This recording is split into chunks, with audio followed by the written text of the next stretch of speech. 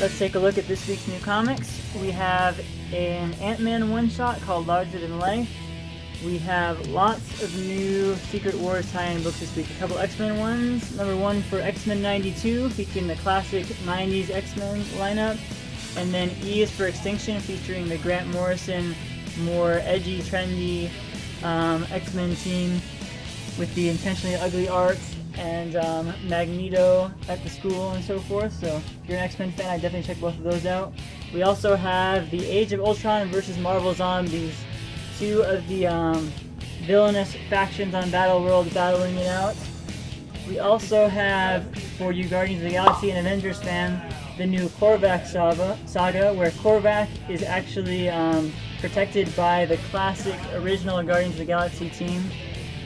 We also have, it's coming late because originally we were missing it, but we now have in stock Weird World number 1 by Jason Aaron, kind of a cool fantasy themed series with all kinds of strange creatures and so forth, and a Conan type protagonist. We also have the first parts of Punisher and Black Widow entering Secret Wars. It's their last days storyline, kind of what they decide to do when they know the world is ending. Moving on to this week's new DC stuff, we have good jumping on points for Batgirl and Superman. So if you've ever been interested in checking those books out, now's the time to try it out.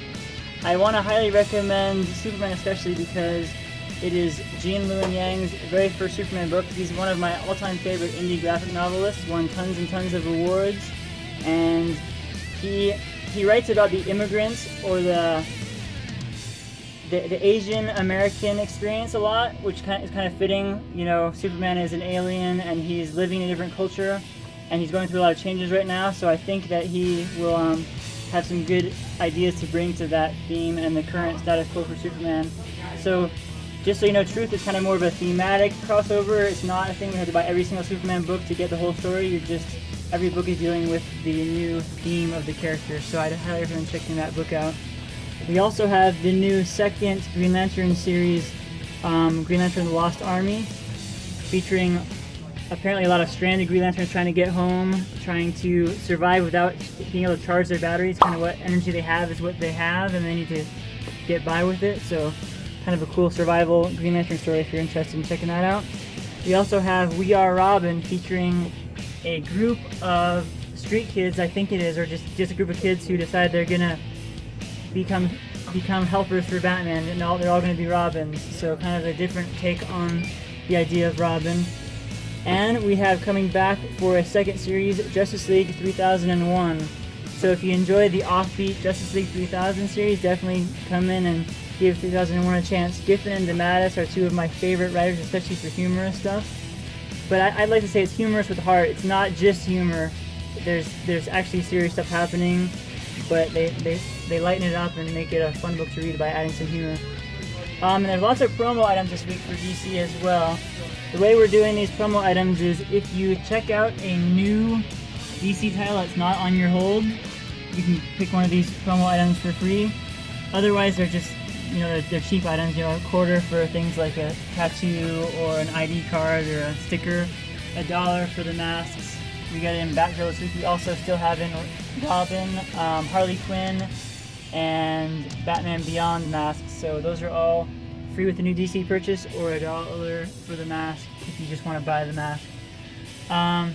Also this week, a new issue of Adventure Time. Lots of cool merchandise items, including this oversized Breaking Bad figure. We also have several of the DC and Marvel chess pieces this week. Star Sapphire for DC, and the X-Men set continues this week with Colossus and Storm. We also have a Pop Jace for you Magic the Gathering fans, and some more of the very popular Frank Frazetta playing cards. Moving on to the smaller publishers, we have the second issue of the Sellout Fight Club 2 series, 3 covers this time, so if you want those, I highly recommend coming in quickly because issue 1 sold out in record time. Also from Dark Horse, we have Mark Andreyko's Mulan Revelations. It's a sci-fi story set in the future with a descendant of the original Mulan, so come in and check that out. We also have Evil Dead 2, continuing from where the movie left off. from Space Scope Productions, and we have another Garbage Pail Kids one-shot from IDW. Lots of cool variant covers this week. We have Joker covers from DC. Lots of those to choose from,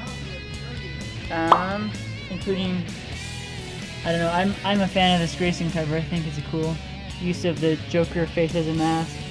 And then the Deathstroke one is good. Lots of cool ones to check out. We also have Gwen Stacy variants from Marvel, some other Secret Wars related ones, and some Ninjak variant covers. A couple. Let's see. We have one Agent of S.H.I.E.L.D. one this week, one of the Ant-Man sized covers for X-Men 92, and a rare. Let me double check this. Yeah, a rare variant cover for the original Star Wars #1. So yeah, you missed it the first time around. Now's your chance to get a first printing variant cover for Star Wars. So we hope we have something that you like, and we will see you sometime this week.